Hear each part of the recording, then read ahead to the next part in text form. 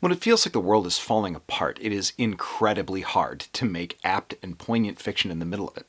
It is really difficult to put your finger on the pulse of a collapsing empire and state, world order, and climate all at once, so it's refreshing to read a first issue of a comic that manages to nail that aspect of social commentary without being too heavy-handed, without overtly self-referential glee of, look, this is what we're trying to say, in an era when media literacy is stagnant and dead and writers beat dead horses into a fine pink paste like a pate. And sometimes you get something that presents truth, full of smooth power, and manages to do it with dinosaurs, robots, and chest-bursting babies.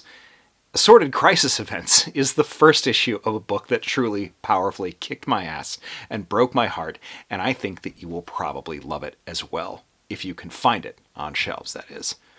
I'm Dan Umpton, and this is the Doomcast.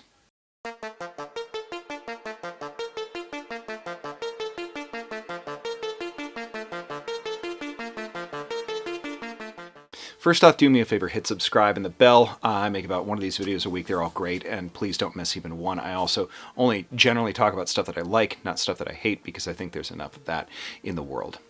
From Deniz Camp, a writer who allegedly hates you, according to Bounding Into Comics, and the writer of The Ultimates, Children of the Vault, 20th Century Men, and more, and Eric Zawadzki of Eternals and House of L, comes a very solid first issue of a comic that I bought based off of the talent of the aforementioned creative team, as well as colorist Jordie Bellaire and letterer Hasan Otsmane-Elahou. Listen, I follow comics pretty closely, and if you do not know who these people are, that is your fault, because every single one of them is an absolute superstar. So I was surprised, but unsurprised, given Camp's writing talent, to peel back the cover and get a brilliant metaphor for the crisis that we're all living through, and that is, as Karis Nemec from Andor put it, the pace of repression outstripping our ability to understand it, where it's easier to hide behind 40 atrocities in a single incident. Andor being the only other piece of media successfully able to carry the weight of a collapsing system on the people who are suffering inside of it. This is the other. And Ashley is suffering in Assorted Crisis Events, as is everybody else, in which, listen, time has come unstuck for everyone in it. And so atypical temporal phenomena is causing time to break down all around everybody. Everything from cavemen to robots, and anything in between shows up in streets, in people's homes, wherever people fall out of time.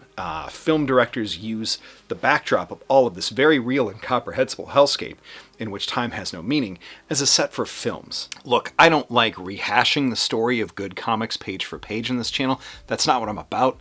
I'm just reviewing it and letting you know it's very good and you should pick it up. I'm enthusiastically recommending that you read this book if you can find this now sold out book on a shelf before its second printing drops, in which case just get the second printing. Who cares? It's a good story.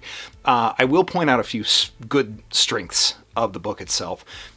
Time isn't just a plot device, it's a metaphor and sort of acts like a character, but it's a metaphor for several aspects of dealing with trauma from a collapsing society. The main character, Ashley, is trying to fix a broken clock, but also losing chunks of time, possibly hours to months at a time. The artwork is lush. Zawadzki's pencils and inks here are very detailed, dynamic, with some lightly stylized sort of cartoon elements to it, but they mostly capture a very gentle realism of human characters at least, and tell a strong visual story, especially in creating tension in the action.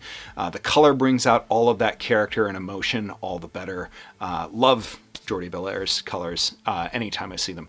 Ashley's side quest to fix that useless broken clock in the backdrop of a crumbling world where time is useless feels as anxious and fraught as it's meant to.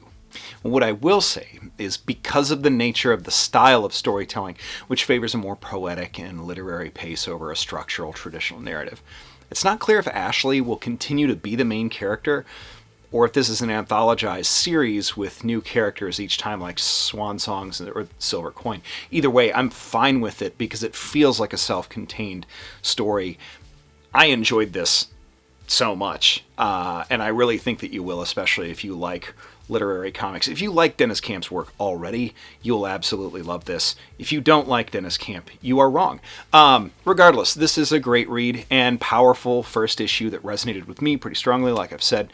It's the first independent work of Camp's that I picked up in first issue, so I'm pretty excited to say that I enjoy it so far. If you can find it, it's worth grabbing. Well, that's it for this week. Thanks so much for watching. Do me a favor, once again, hit subscribe. Keep following this channel if you can, and make sure you pick up any future issue of Assorted Crisis Events. Thanks. Peace.